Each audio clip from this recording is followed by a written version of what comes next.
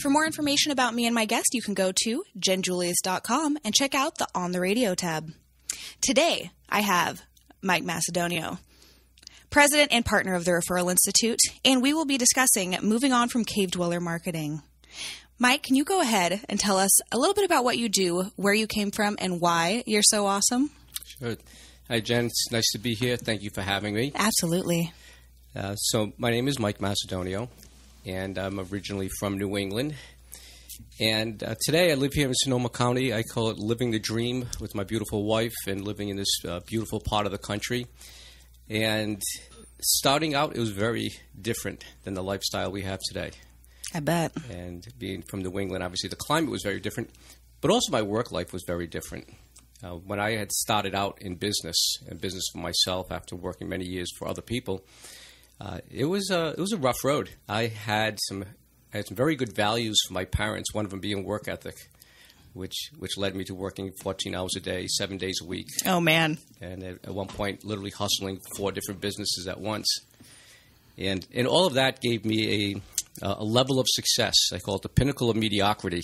Oh. Where at the end of 7 days of working 14 hours a day, I was able to live in a very modest home, which I get to take care of myself, including shoveling the snow and cutting the lawn and maintaining my own 10-year-old Nissan Stanza. Yeah. And it was a very interesting time because I felt like I was doing well. And at the same time knew there had to be something better. Right. And really started to explore some of the values that maybe weren't serving me. Sure. Some values I think a lot of people in business have, like independence, self-sufficiency, and that unwillingness to ask and take help. Right. And today, those are some values that I've reevaluated, and I can say they specifically, put them in perspective, have led to what I'm doing today. I own a franchise company with my partners, Ivan Meisner, Dawn Lyons, and Eddie Esposito. And we have a marketing consulting company operating in 18 countries. I've had the privileges of publishing several books, including New York Times bestselling, Wall Street Journal, USA Today. And then locally here in Sonoma County, my wife and I run a business called B&I, where we run professional referral groups and really get to embrace, at this point, thousands of local business owners that are committed to growing their business. And just as importantly, they're committed to helping other people in their groups help grow their business. A very unique, collaborative work environment for the business world. Yes. Yes. We know I'm a big fan. Yes, we do. I call myself a B&I junkie for just over 2 years. But it's hands down. I think that the model is amazing and brilliant. And when it's worked correctly, the results can be profound, right? Yes, it can. Yeah. Amazing. And then did you want to talk a little bit about what led you to doing the work you do today? Yeah, I think in terms of business, I think I've always had an entrepreneurial spirit, and some of that is from the independence side of things, but also just the love of small business. I think it's a different environment than, for example, a lot of larger business or larger corporations with a lot of layers. One of the things I admire most about the small business owner and the entrepreneur is you got to do it all. You have to wear a lot of hats. And at the same time, you have to manage that with, am I going to do it all? Do I have to be completely self-reliant, completely independent? And the reality is that style could be very stifling or inhibit the true potential of the business owner. Also coming from the work ethic side, these are hardworking people. And obviously I have a very high admiration for those people. Absolutely. So, this is what I do as a small business owner, and this is what I love helping other people do as small business owners. And having been privileged to have the B&I experience and been involved in that for the years and seen what it's done for myself in terms of the type of business owner it's developed in me and also the level of success. Everything I just mentioned in that last story in terms of being a best-selling author or developing a franchise company that's international, and even my wife, all came through B&I referrals. Which, do we want to clarify that because that could sound a little weird to people. And I like to say my wife is not a referral that I asked for. She actually got referred to me because she's an outstanding public speaker. She's an outstanding trainer. She's very passionate about it, and they thought she would be a great fit for Referral Institute. So it really started as a business introduction, and I don't mind saying, because it turned out well, that the initial introduction actually didn't go that well. We butted heads. Oh, I think I could see that.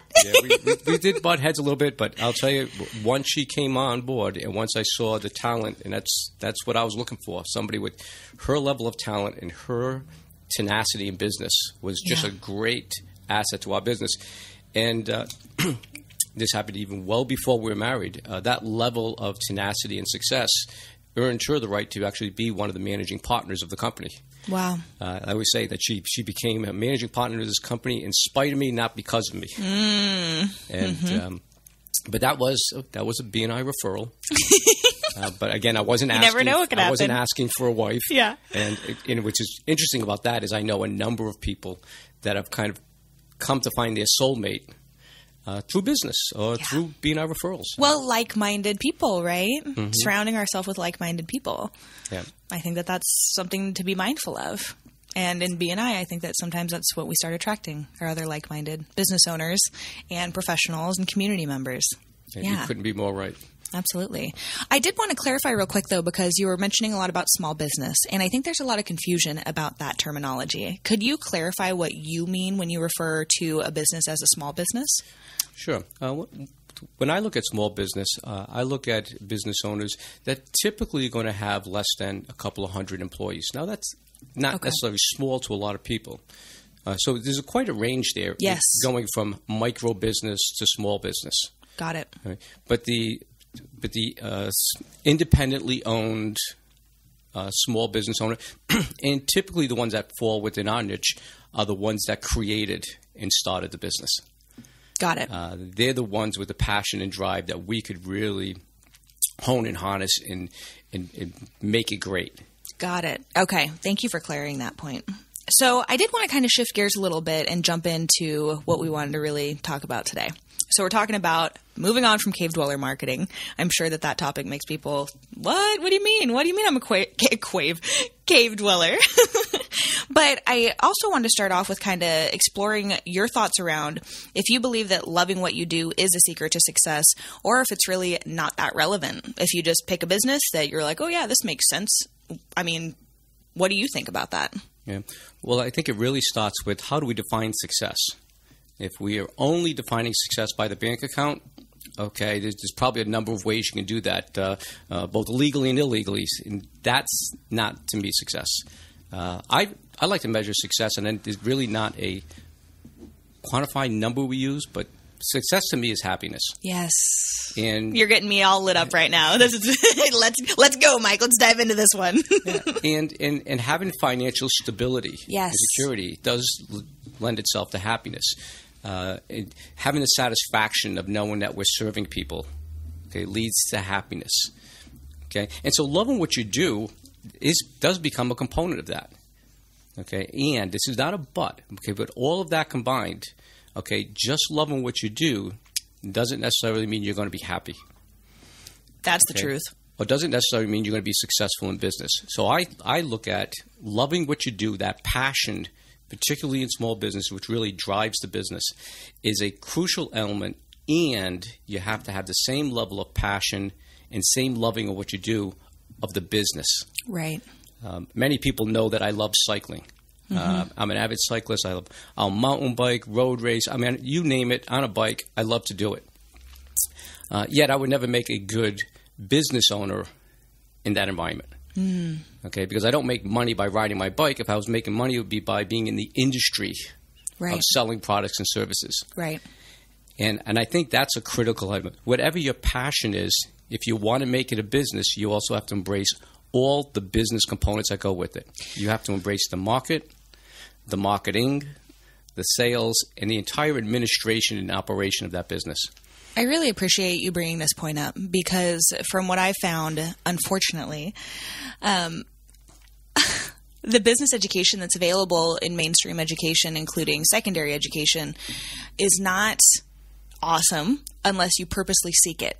And what I mean by that is, as you know, I've got my master's in counseling, but I could have went 2 tracks. I could have either gotten my MFT licensure or my school counseling credential. So I got my school counseling credential, whatever. My point of this story is I ended up wanting to start my own business as a coach. What I realized is a ton of the students that had gone through that same program were seeking to get their MFT licensure and have their own private practice, right? But none of our classes were about running our own business or our own practice, right? And I really went, that might have been a good idea for me to make sure I was also getting educated in, had I known at the time, which I didn't, that I wanted to run my own business. So luckily, I have the youth and energy and crazy drive to start figuring it out on my own.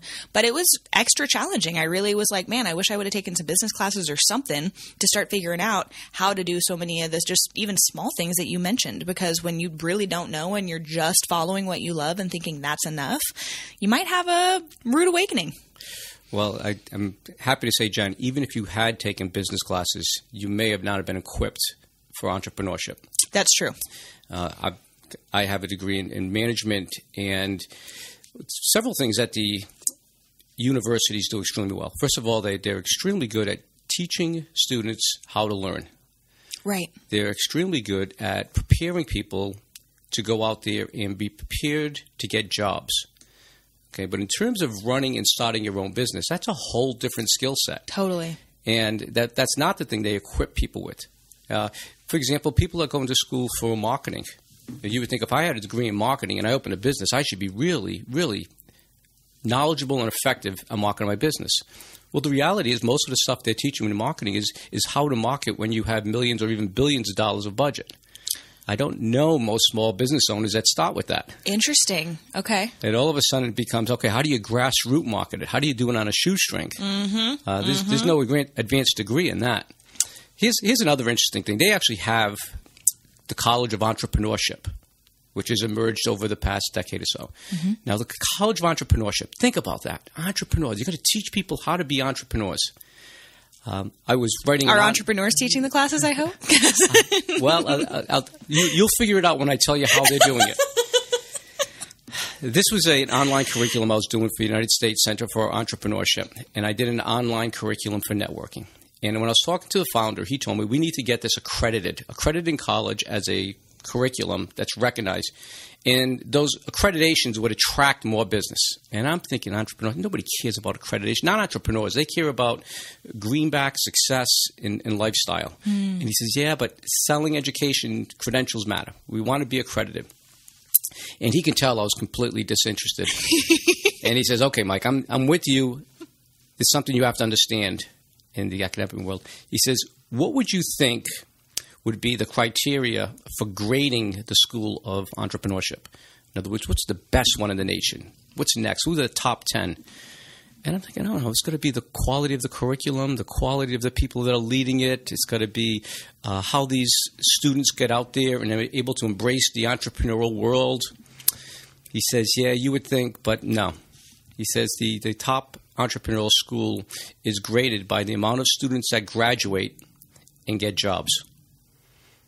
I said, wait a minute. They went to school for entrepreneurship and to build and develop businesses, and they're getting graded on how effective they are to work for somebody else. So, again, the academic world has a lot of benefits, a lot of, obviously, knowledge and wisdom and resources, but not necessarily the best thing for small business owners that have to learn how to do it on a shoestring, do it with passion, and at least for the time being, not have the millions or billions of dollars worth of marketing. Right.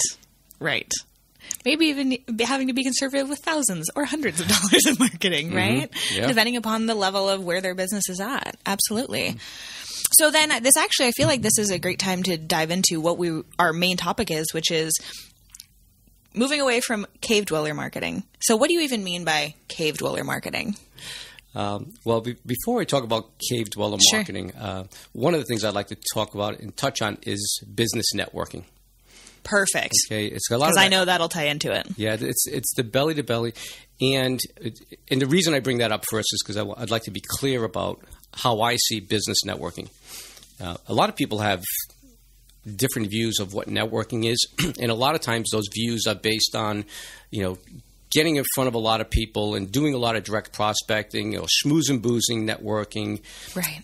And the way I'd like to view networking and the way we put it in our book is, effective business networking is about helping others as a way of growing your business. Say it again. Effective business networking is about helping others as a way of growing your business. I just really want to drive that home for people. And so if you really think about that, it's all about deepening relationships. Yes. What can I do for you? How can I help you? How can I connect you? Is there something I may know or someone I may know that can help you? And in that type of business development, we then can create our own network, our own local community of resources for support, for business opportunities, and simply create that environment while we're not doing it alone. Mm-hmm. We're not out there in our rowboat all by ourselves trying to cross the ocean. And we're making genuine connections. How crazy, right? Now, with that as a strategy, with business networking as a business development strategy, the cave dweller environment can also take place.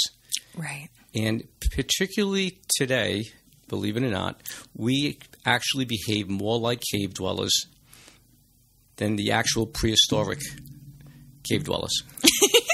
Tell me about that. Well, what happens with us a lot of times, if you start evaluating how your day is being spent and planned, we end up spending time in our own little caves. Ivan Meisner has referenced our cave that we wake up in the morning with the coffee machine. And then we get in our little cave on 4 wheels and we drive to where we go to work. And then when we get there, we go into our office or our cubicle, our own little cave, and are not interacting necessarily with many people doing our work, only to get back into our cave on 4 wheels and go back to the cave with the widescreen television. Mm-hmm. And the entire time, never having an opportunity to actually work with or serve anybody else. Yes. Okay. And when I say work and serve, beyond just our clients. One of the exercises I did for myself. Now, keep in mind, I have an organization that exists in over a dozen countries. So there's contacts there. I have a local B&I community that can connect me with thousands of business owners. And yet, it's necessary for me to get out there and meet people and meet new people. Yes. And so I saw that as an opportunity that, hey, I'm not walking my talk. Right. I need to do more of this myself, and joining different organizations, which I have, like here in Sonoma, the Go Local organization or the Chamber of Commerce. It forces me to get out there and outside of my cave. Right. And one of the exercises I did to evaluate and audit my own networking is I took a day in the life. I broke it down by every half hour. And I just evaluated, am I inside the cave or outside the cave? Inside the cave or outside the cave? And unfortunately, after evaluating an entire day, I found that my actual outside of the cave time was less than a half hour. That would not give me the resources I need to actually expand my business. Wow. Okay? And so now what I do is I intentionally look and say, all right, where am I going to go outside my cave this week? And I intentionally plan for those events or those people. I just want to make one point. Please. Networking is about helping others as growing your business. Yes. That doesn't mean you have to be in a room with 100 people. Right. Okay? Jen, you and I can go out for lunch today. Mm-hmm. Okay? And if I genuinely care and try to see how I can help you, that's effective networking. Yes. Yes. And I mean, I can totally verify that, because about a year ago we had a meeting and I implemented some of the things we talked about, and it's totally transformed one piece of my business, and I think about that every time I use that application that I made, Mm-hmm. And I think the important thing that I need to emphasize, I'm really feeling called to emphasize the most, is as Mike and I are talking about this, we're emphasizing authenticity and being genuine and really understanding that when you're coming from that genuine and authentic place of wanting to help others and really wanting to be supportive, that's what we're talking about. We're not talking about the fake la energy of like, oh, let me make this connection so I look good, right? Oh, Jen, you just gave the holy grail out there in terms of authenticity. When you're doing relationship marketing, is critical. You know, that's the first time you've used that terminology on the show. And I really think that I want to emphasize it because that is partially what it comes, or mostly what it comes down to, is when we're doing networking, we're doing relationship marketing, right? Mm-hmm. We're really building relationships and exploring. And here's a concept. You guys know I talk about this a lot. You're not going to vibe with everyone, and that's okay. Right, Mike? That is okay. You know, if success is a measurement of happiness, yes, that's good. Yes. You know, when I was telling you about my life, when I was working 14 hours a day, 7 days a week, obviously, even if you love what you do, you shouldn't have to do it to that extent and the exclusion of everything else in life. Right. Okay? But the reality is I had that level of success because I wasn't being authentic. I wasn't marketing authentically. I was working somebody else's marketing plan. Yes. I was working somebody else's life plan. And that is work hard. And if you work hard and you work enough, you'll make enough. Mm-hmm. Right? And so here are a couple of things I like business owners to think about when we talk about being authentic and marketing authentically. Most of what needs to happen in your marketing is self-exploration. Most of what needs to happen is to really figure out, who you are, what is true for you. What are the values that are really important that you bring to your business and to your life? What are the experiences you've had, that make you so unique? Okay, in marketing through that uniqueness, in marketing through that authenticity, yes, you will resonate with certain people, and you won't resonate with other people, and that's perfect. It's great, and it's beautiful. It's perfect in attracting the type of people that you want to you, and it's perfect with keeping the others outside of your business. Yes. And I've referred to this concept differently on previous shows where we talk about being an energetic match or not, right? Like sometimes we're just on different energy levels with people. And it doesn't mean that we're better than or not as good as or whatever. It's just sometimes we match and sometimes we don't. Mm-hmm. And you might even see that sometimes. I've talked about it in the realm of personal relationships, friendships, intimate relationships. Sometimes if there's a lot of growth happening on one person's side and not on another's, we have a whole new level of mismatch, but that's a different topic. In this scenario, it's absolutely okay to have a conversation and move on from it, right? Yeah. And let them connect. Think of it this way. Let them connect with someone that's a better match. Honor them in that way, right? It doesn't make it good, bad, better, or different. It's like I like to say is just because we're not coming from the same place doesn't mean we can't be friends. Right. And, when I look back at what is developed within my company and companies, it's interesting the type of people that have been part of it. Yes. It's interesting that they have this high value for service.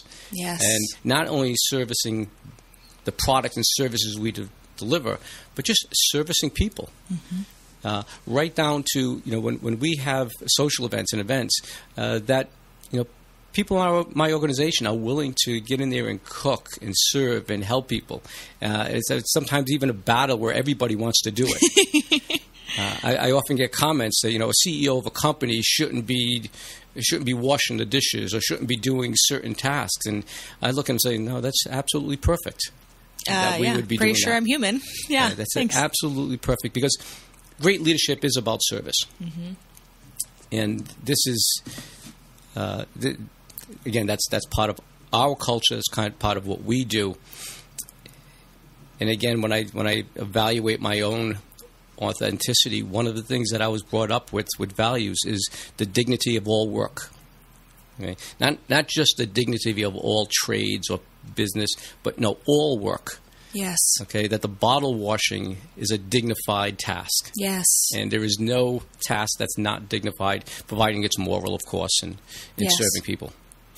I've been getting so excited for the last 10 minutes with some of the things you've been touching on, and after the break, I want to explore a little bit further what you just emphasized around self-exploration, because so many of the things that you just nailed are the things that I drive home all the time with people too, and I think that's where we have the biggest commonalities that I'm so excited to expand on for people.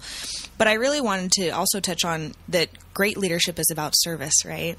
And I think that is so important for people to remember. It's about being an example, being a role model, understanding that when we're leaders and almost all of us are a leader in some degree, and we need to recognize that. And I'm going to throw a little hint, if there's any business owners that are also parents, you're a big leader and a big role model in the lives of some of your little babies. So keep that in mind. I just made a video the other day for my homepage that talks about how parents are the biggest role models for their children, whether they like it or not, good or bad.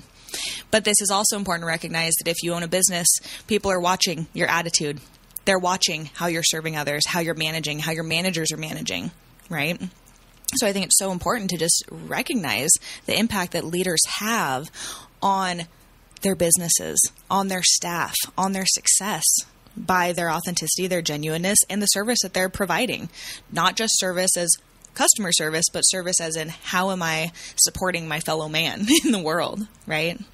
Yeah, it's interesting to use the parenting model because as business leaders, we are parents. Mm-hmm. It's just that our children are bigger. Yeah. Even as adults, we're just children with bigger responsibilities. Yeah, true. I love that. And well, I think it's critical because we really need to recognize that whole cliche saying, do as I say, not as I do, what a bunch of baloney, right? Mm. Because everything that we're doing is role modeling and helping create the future. Period. People are watching us and they're seeing how's Mike reacting in that scenario if something happens in a workshop he's leading and someone tries to, get a little huffy puffy. How is Mike going to handle that scenario when he's one of the best workshop leaders I know? People are looking for these examples of how they can start to emulate being business owners, and we emulate the people that we know and respect, right? I had a friend of mine once tell me, if you want to see what's being said and what's being displayed, make it a silent movie. Okay? Watch the behaviors and the reactions rather than the words, because that's really what people are watching. Interesting. That's what they're receiving. And it goes back to reminding people how much our communication is nonverbal, right? Mm-hmm. I think that's one big thing. That's a whole different topic, but just to real quick touch on it, one thing that right now culturally we're struggling with is the amount of only verbal, meaning written words, communication that's happening. And the whole art of nonverbal communication is starting to suffer a little bit. A lot of it, actually. From some research I did a while ago, employers are really struggling with the generation right below mine with their ability to have strong interpersonal communication skills because it's not necessary right now. Texting is the way to go. So, anywho, important, too, that when you are interacting with people, you've practiced some of your interpersonal communication skills and you know how to be respectful in the behaviors that you're demonstrating. Right. Jen, what you're saying is really important. The topic today is around relationship marketing. It's about developing your business through networking, helping others. And those are critical skills. Absolutely. And yes, technology can really assist us and it can amplify our success. Yes. Okay, but not at the expense or not at the exclusion of interpersonal skills. Yes. My two boys now are young adults. They're still of that generation, though. Yeah. Of the high technology. And one of the things that I was most proud of watching them develop is that young boys, they had that campfire experience. Yes. They were involved in scouting, and I would be able to watch them interact with their friends where they would have to entertain one another because there was no outside stimuli. It was themselves.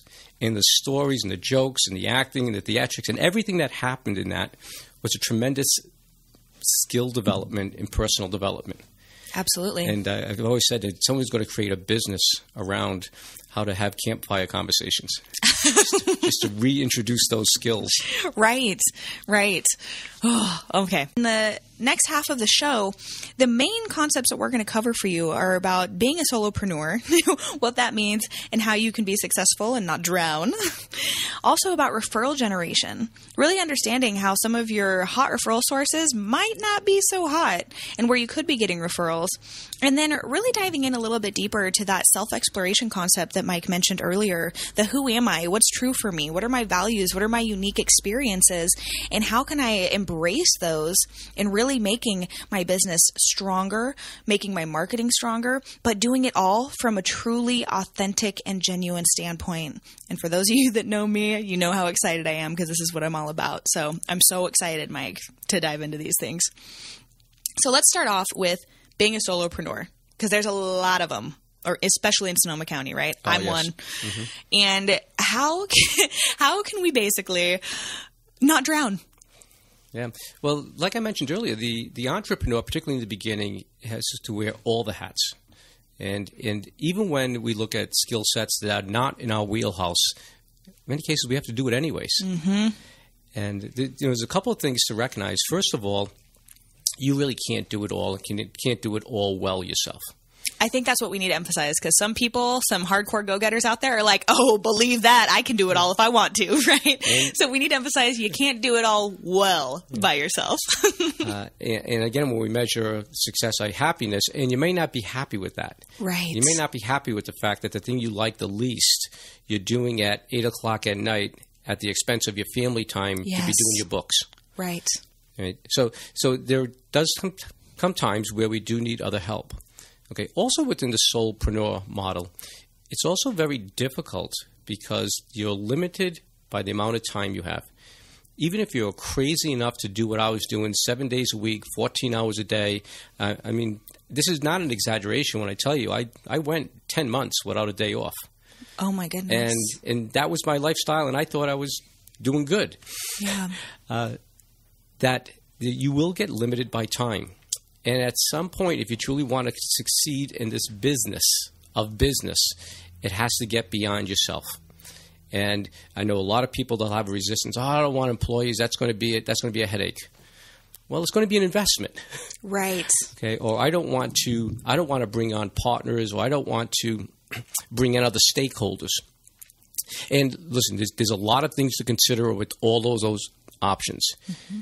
Okay, but if we look at the model of soulpreneur, okay, at best, in many cases, okay, the level of success we can bring that to is having a job where we actually work more hours with more risk to make the same amount of money.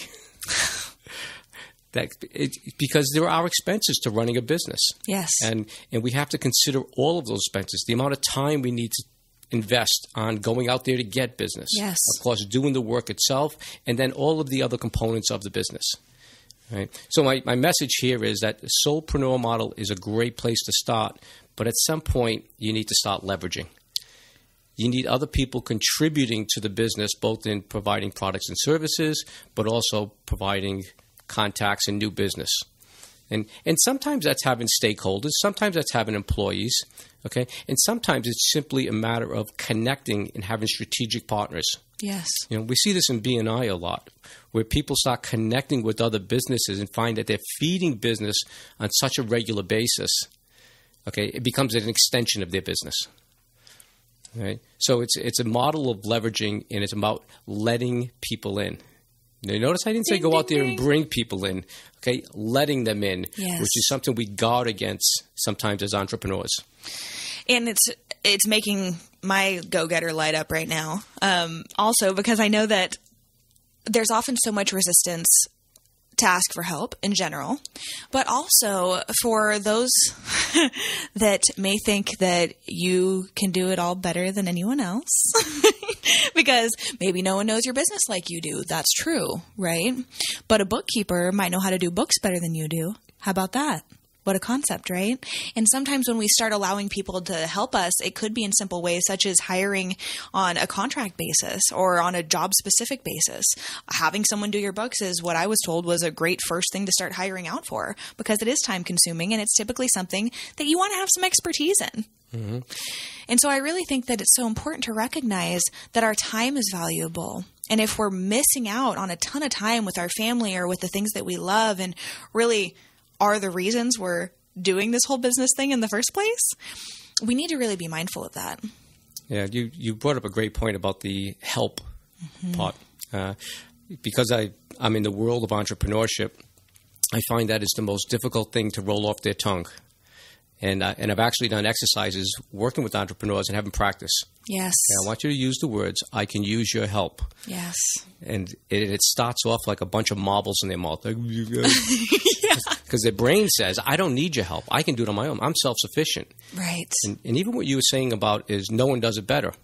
You're probably right. Okay? But as somebody that's really effective or efficient or good at something, how far can you develop somebody? And then also keep in mind, you get to pick who you hire. Do your research and make sure you pick a bookkeeper or a graphic designer or whatever the heck you're going to hire out for. Make sure that you like them and they're good. You don't just have to get Joe Schmo just because you're hiring someone, right? And I think people forget that too. You know? So let me connect a couple of dots here. Yeah. We talk about doing business authentically and marketing authentically. Not only are your clients and prospects, the right clients are going to come to you because of your authentic marketing. The right support people will also be part of that. Okay, so when I said letting people in, when you're marketing authentically, people are getting attracted to you because of who you are. Yes. They resonate with your values. They understand where you're coming from. Okay, and they're actually looking to get in. They're looking to be attached and connected to you in some way. And unfortunately, even with all of that happening around, I see business owners keeping people at an arm's distance. I don't want to get that close. And this is the limiting thing that's holding this success back. I think that this is such a big point to embrace because as a culture, we're very individualistic, right? Especially, I mean, if we just look at the difference between our American culture versus many Asian cultures or Hispanic cultures that are much more collectivistic, right? They help each other all the time in a family unit, right? But now we look at kind of the American value of, no, I'm actually going to live all by myself in this house, far away from the rest of my family, and I'm not going to ask for help because I can do it all on my own. You know, if I'm stressed out, I'm not going to call my friend and bother them. You know, they have enough of their own stuff. And so really coming back to and simply asking yourself, hold on, would I want my best friend to ask me for help and support if they're having a hard time? Absolutely. Would I want my friend that is running their business to ask me for some input because they know that I'm 2 years ahead maybe in a similar field? Absolutely. And really spinning it back on, how would you want to support your best friend or your sibling or your parent or your child, whatever you need to use to really understand. If you'd want to do it for someone else, probably someone else wants to do it for you. And I think that a lot of people forget that. Here we are, cowboys. And just to put this in reality, I needed to go through some reprogramming. You know, when I was 18 years old, I was the first person in my family to get a higher education. That was a big deal, all right? But I could do it on my own. And literally going out there at 18 years old, you know, supporting myself, paying for college, doing all of that, you know, again, the work ethic didn't hurt that I was actually working full-time and going to college and making that happen. And I had parents that were willing and able to help me. Yeah. Now again, I'm glad I did at that point, okay, but I didn't need to keep that same philosophy, that same belief system in place when it came to expanding a business. Yeah. Yeah. I'm glad that you just brought that up because it reminds me how I need to absolutely have Miss Dawn Lyons back on the show to really drive home the concepts around beliefs. And what we believe is kind of what we create, right? It's something that I coach a lot around. It's something that you guys talk about so much in your business workshops and BNI workshops as well. And it's something that's so important for people to start to understand because our beliefs really are what drive us, you know? And once we can understand and harness that, we can really start shifting so much of our reality and our future. So I'm glad that you brought that up too. And we know that Dawn would love to talk about that topic for a while. Oh, yeah. Very, very passionate on our beliefs and belief systems. Absolutely. Because she knows it works too. You know, that's the nice thing about all of us is we'll talk about all this great stuff, but we talk about it because we know it works. We've tried it. So, did you have something you wanted to say? No? Because I was going to switch into referral generation, which is a big component of what we were talking about with the authentic marketing, right? But how can you really give us some clear examples around if we're out there, we're networking, we're trying to maybe gain some referrals? That's why we went to this networking event that we didn't want to go to on a Tuesday night, right? We're tired, we're grumpy, they don't have any good snacks. But referral generation, how can we be out there really being authentic, trying to support others through service, right? But really making sure that we're also still generating the referrals that we're seeking in the first place. Well, I think one of the things that's helpful is to understand what some of the roadblocks could be in terms of doing that. Getting trapped in your cave is one of the roadblocks I wanted to call out today. Right? That we're actually proactively saying, this is the amount of time that I'm going to budget for business development. Now, depending on your industry, depending on the nature of your work, that budget will shift and is different from industry to industry. People in high billable industries like attorneys and CPAs, They need billable times, and a budget of 20% of their time is a big budget for marketing and development. On the other hand, other professions, for example, people that sell real estate, their budget could be as much as 50% of their week, or even 75% of their week is actually business development work. Wow. So knowing what that is for your business and what's necessary, and then, of course, committing to do it. The other thing that I would suggest is to understand that effective business networking is about helping others. And that's when we touched about relationship marketing. One of the pitfalls I find people that do a lot of networking is a mile wide and an inch deep. Going out there and connecting with hundreds of thousands of people, but really never bringing the relationship to a deeper level. Yes. Okay, and that depth is the roadblock. Okay, so they may be well known, okay, but they're not known well. Drive that one home. Yeah, they may be well known, but they're not known well, or they don't know other people well. Yes. Okay, so when we think about relationship marketing, okay, it really is going deep into the relationship. And I sometimes come across people who say, "Well, don't we get a little personal there?" You know, it is personal. You're working with a human being. Yes. And it's okay to talk about things other than business. Yeah. We obviously come up with conversation starters and ways to move a conversation. And, one of the questions I love asking people, now I don't do this on how you doing, Jen, what do you do, and jump into it. But, once I've developed some sense of rapport with the person, or we've gotten to know each other at some level, I love asking the question, so other than doing what you do for your career, what do you love doing? Yes. And getting into people's interests and finding out what their passions are. And it could be gardening, it could be writing, it could be poetry, it could be cycling, like in my case. And what a great way of finding common ground. What a great way of looking through the window and finding out what makes up their world and what makes them happy. And so, again, going back to the point, it's really more about going deep than it is going wide. Yes. Yes, you need contacts, okay? But when you really start to understand why a person does what they do and what's motivating them and what are the key values, this is where the transformation happens. The transformation happens in that relationship. The transformation happens in your marketing and, of course, ultimately transforms your business. I'm so glad that we're talking about this because it makes me think of businesses that are totally not in my contact sphere, right? So not other coaches, therapists, health and wellness stuff at all, but I'm thinking of like an auto body shop and a catering company where I'm super attached to the owners, right? And part of the reason I'm attached is because of their value systems, period. And I would just fight all day long in support and praise of them because of that, knowing what type of men they are and shouting their praises to the world. Yeah, and I would ask you the question, Jen, where does that tie back to your past? Oh, and I think, as soon as you said that, I think that it really, for me, immediately goes to just watching my father be such an amazing, honorable man with strong values and a hard work ethic. And that's exactly what these men also represent in my life. Sure, absolutely. And knowing you and knowing that is like, makes sense. Makes absolutely sense that that's what you're doing and that's who you want to do it for. Yep. And guess what? They want it as bad as you do. Yeah. Yeah. So I really appreciate us talking about this because it is one, and also then to bring it back a little bit to the piece of the solopreneur. And if we're going to start hiring out or on contract basis or whatever, it's when you start finding out a little bit more about the people and knowing a little bit more of their story and maybe why they do what they do, right? Which is something that the Referral Institute talks so much about is why do you do what you do? How can you emotionally connect with people and to really explore those connections that you might have that you may not have recognized prior by just knowing what the business was? And as you're exploring, for example, I'll go to the bookkeeper again, and you're talking maybe with a few bookkeepers, and you find out that perhaps they have a very similar childhood as you.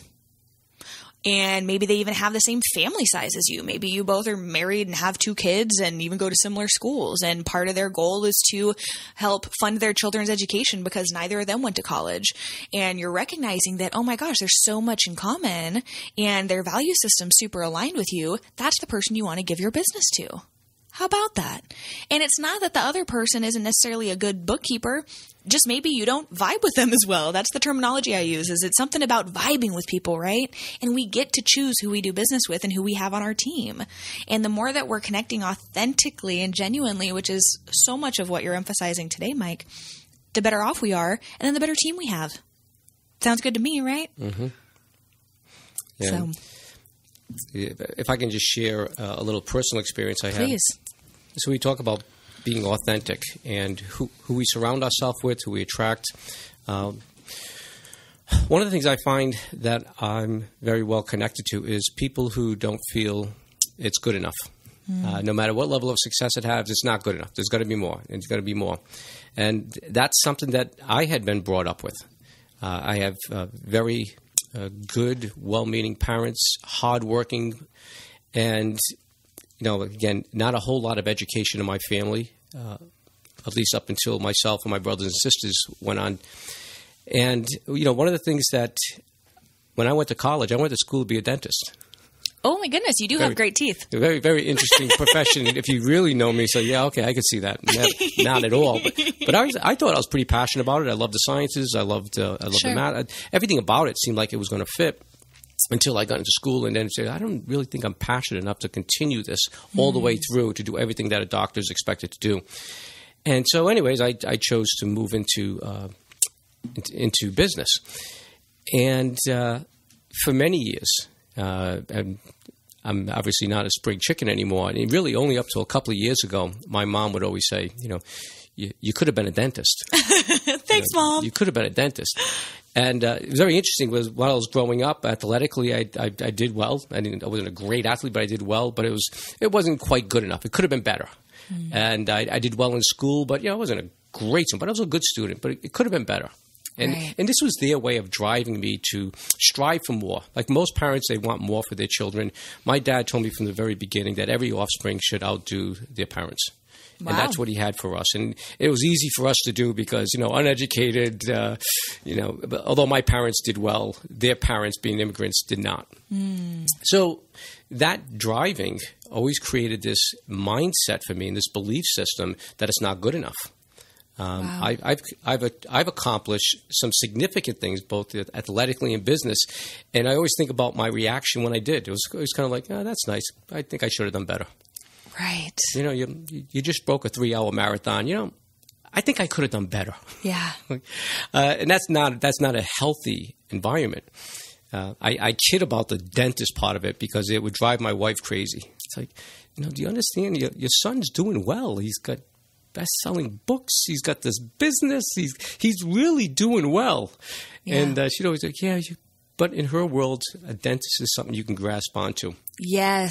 And it was a couple of years ago. We had just moved into a new home here in Sonoma County, and my parents had come out. And I can remember driving up the side of the hill to the mountain, and my mom's like, "This is your place?"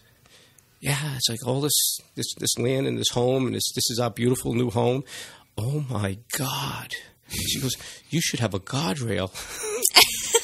and she came into our home, and it is a beautiful home, and she's just like, several times a day, every day she'd come up. She goes, "Mike, you and Dawn have a beautiful home," and she meant it. Yeah. And I would tell Dawn, I said, "I think we reprogrammed her." And I got to say, it's been a couple of years. It might slip in once in a while, but I've not heard you could have been a dentist. Right? So how does that relate?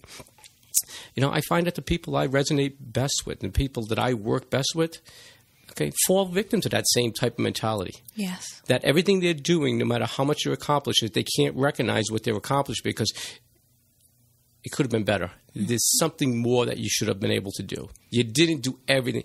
And I get that. And that's and when you understand that, when you understand where it's coming from, that's the type of stuff that you embrace in your authenticity.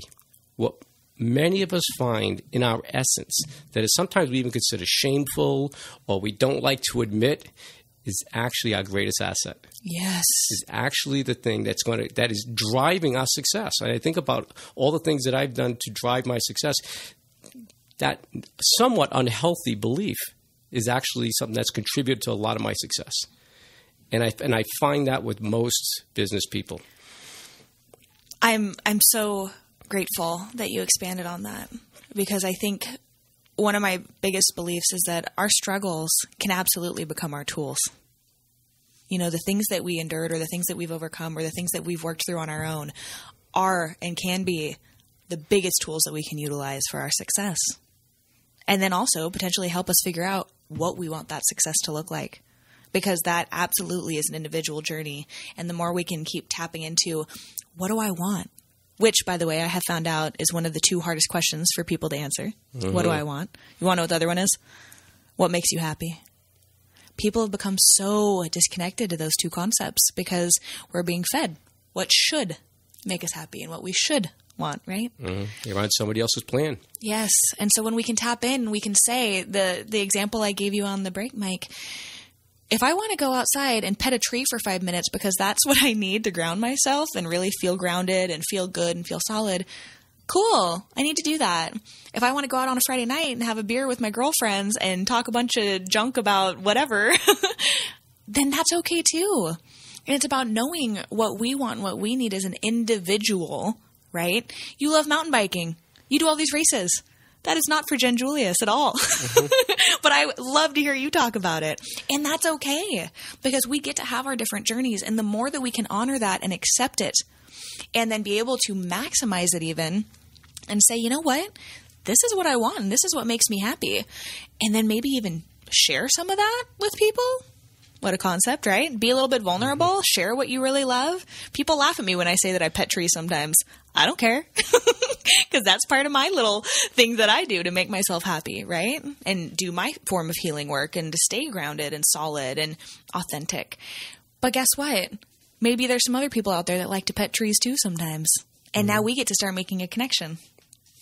Or maybe there's other people that like to go mountain bike and do these huge races. And that's where you were talking about showing some of your personal side too, and allowing those connections to go deeper, those relationships to develop further, and make the connections based upon that. Allowing it. I think that's the biggest key, is allowing it. I just went off. No, you didn't at all. I think you were right on target there, and it is about opening up. I get so fired up about this stuff because people really, I think that we've really lost the beauty of connection in a lot of ways, because although we're the most connected we've ever been, potentially, right, with how technology works, we've also become very disconnected, in my opinion, by authentic and genuine connection to other people. You know, we're connecting more to the pictures and the lives that they're showing on Facebook, which is half false, usually, by the way, rather than really calling and saying, what's really going on? Having lunch, right? Yeah. So, being in the relationship marketing business, we do relationship audits with clients. And what's interesting is you can talk to a person and you can find out with their relationship the last time they stopped at Starbucks and got a latte. But then if you ask them what's the name of their children, or you ask them, who's part of their staff, or you ask them, when you start getting more personal and more in-depth knowledge, I've never been to their office. Yeah. Oh, but you follow them on Facebook and you know when they had their latte. Yes. Sometimes that superficialness of the relationship can be it can create almost a false sense of relationship, a false sense of familiarity, which in reality is not happening.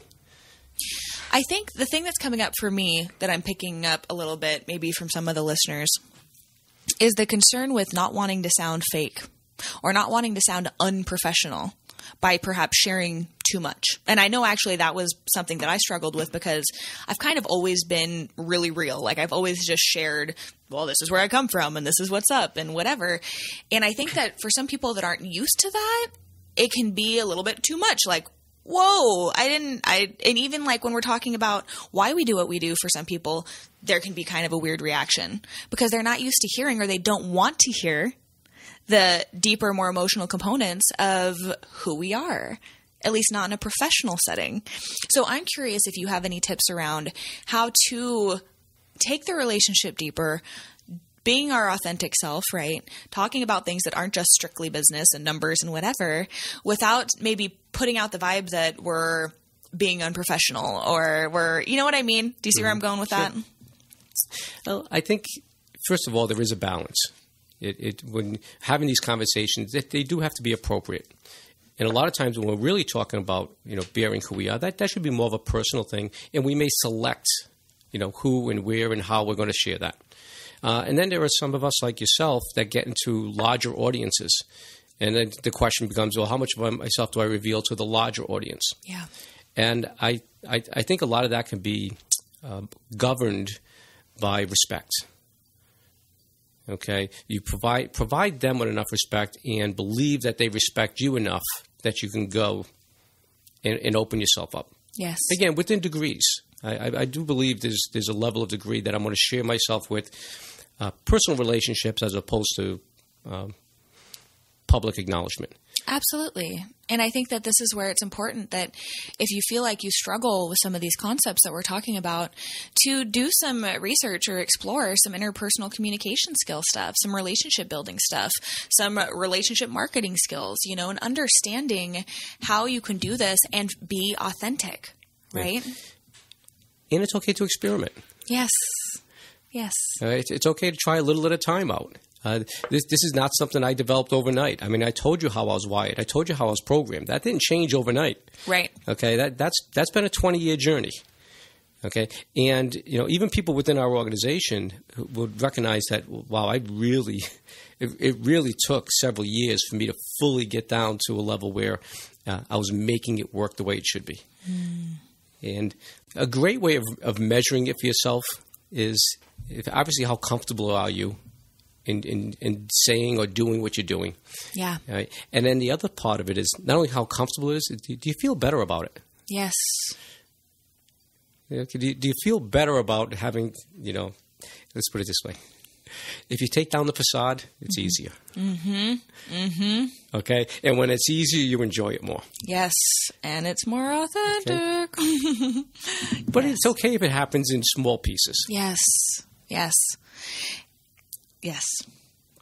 I talk about respect. I think one of the things that I think with a lot of people I see in business, the thing they don't respect the most is themselves. Okay, and my self-respect is becoming stronger and stronger and stronger. That I'm going to honor myself, and sometimes that's honoring myself with very strong boundaries. For example, like time boundaries. Yes. And I watch people, particularly in early stages, they have no boundaries. They give people access to them that I don't think is reasonable. And I hear them actually say that in their marketing. I'm available 24/7. I got my cell phone with me. Oof. Yeah. That's funny because I'm shaking my head. I'm like, oh, it's something I coach on so much is boundaries, boundaries, boundaries, boundaries. Mm. Loving boundaries, right? Because guess what? It goes back to what are you role modeling? Yeah, people respect that. Yeah. Ultimately people respect that. Yep. Oh, man. We covered a lot of ground today. Good stuff. Really good stuff. Like, oh my goodness, good stuff. I wrote something down that I think I wanted to just really drive home. The concept that you originally presented, that marketing can be done authentically, and when it is, business will increase. Business will expand, and your business will further develop. I think that that's the topic we really wanted to drive home, was when we're coming from that place of authenticity and genuineness, not only will our business expand, our lives will. At least that's the point that I wanted to drive home to. What do you think about that? It was a great conversation. Yeah. So if there was one last thing that you could kind of shout to the world and really make sure, if nothing else, hear this, what do you think it would be? If you're doing what you love and you're in the right business, if you're doing what you love and you're in the right business, okay, allow it to shine. Show them who you are. Okay, be willing to get beyond your own individual, self-reliant model and bring other people in. There are people that want to help you, and they want to help you for who you are. And that along with the passion is the driving fuel to bring your business to the next level. Beautiful. Beautiful, beautiful, beautiful. So then, Mike, how can people find out more information about you? Well, you can go to either of my company websites, BNI SF Bay, BNISFBay.com for BNI, and also the Referral Institute, which is simply referalinstitute.com. Perfect. And that's how they can find out maybe more information or any upcoming classes or anything like that? Yes. Perfect. Thank you so much for taking the time to be with us today. Thank you, Jen. Amazing. Great conversation. Yes, thank you. And thank you for listening to Information and Inspiration with Jen Julius. For more information about me and to check out some of my previously recorded shows, you can go to jenjulius.com. That's JenJulius.com. Or you can like me on Facebook at facebook.com/JenJuliusCoaching. Thank you so much for listening.